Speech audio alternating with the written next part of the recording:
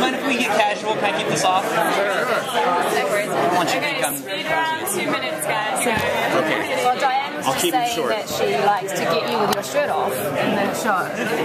Which is weird because I've never done that in any roles I've ever played in the past. So it's new, but I'm learning to embrace it. What's his? Go ahead. Well, she talked about potential romance. So tell us about the rapport between the two characters and where that might stem from. Because Rob and Diane, I think they're so good at what they do. There's great subtext to the way the two talk to each other that you can tell. Like they know how to push yours buttons. They have a great rapport, so they're actually funny. But it's kind of that like joking and ribbing where it's like, I know how to push your buttons, but because I love you, I stop before it goes too far. You know, and I remember there was the second audition scene, which isn't in the pilot, is great because you read it and you're like, oh, it's heartbreaking because you can see how much these two really do know and care about each other, but they can't be together. But it's none of it's on the nose like, but I've always... There was one scene when they recut the pilot. I had to condense that great scene. It was just supposed to be, it's that part where I'm like, oh, you left your earring. And I'm like, just say there's a chance and I'll wait. And she's like, there's not. And per network note, they're like, he needs to say, you broke my heart, Liv. And I came to Rob and Diane, I'm like, you guys, that's way too on the nose. Like, the audience is smart enough, let's play with the look. And they're like, let's just get it both ways. And we did, I think, one take of just playing it without the line, which is great, because that's the way it plays. And I think it's just so much stronger, you know, because it's too on the nose. Like, no, let the audience, if there's chemistry there, they'll feel it. So how much does your character get sucked into Liv's supernatural world? In the pilot, none at all.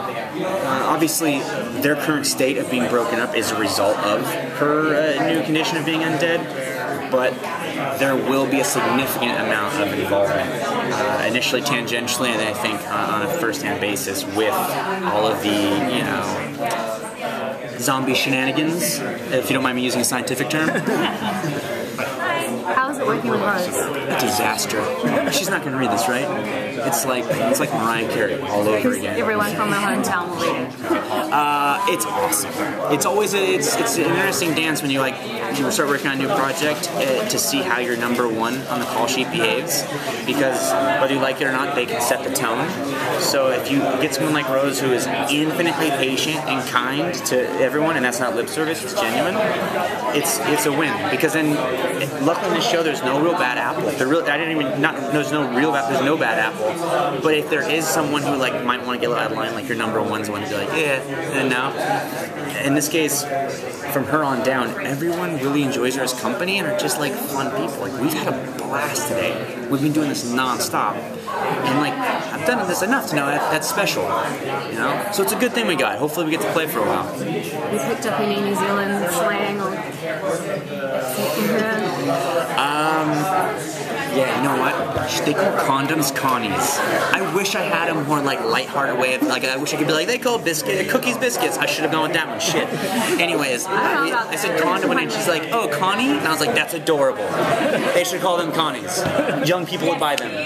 Yeah, we need to go. Okay. Thank you all very much.